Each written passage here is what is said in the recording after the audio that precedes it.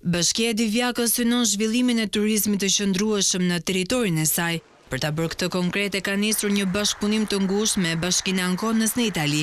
Dy kryetarët e bashkive nënshkruan një memorandum bashkëpunimi. Projektet e përbashkëta i prezantoi kryebashkiaku Josif Gorrea dhe lidheshin me detin e lagunën, trajtimin e ujrave të ndotura, kompostimin e mbetjeve organike si dhe sitet arkeologjike. Në Ancona jetoj 1500 qytetarë të Divjakës dhe kjo është ura e fortë lidhëse midis dy qyteteve. Mendoj se qytetarët e Ankonës mund të gjejnë këtu jo vetëm turizmin detar, por edhe kulturor. Potencialin dhe problemet e zonës ne i dëgjuam dhe do ndihmojmë në zgjidhjen e disa prej tyre, siç ishte biodiversiteti dhe laguna.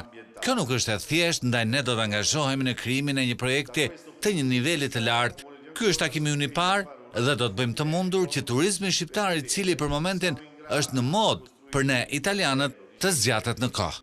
Më herët u kryen vizita të përbashkëta në zona turistike të Divjakës, në lagunën dhe kishën e Karavastas, në detin e Adriatikut e të tjerë. Italianët e konsideruan Divjakën një potencial të madh zhvillimi dhe premtuan që disa nga projektet do t'i paraqesin në BE për të tërhequr ndihma ekonomike për investime të mëdha.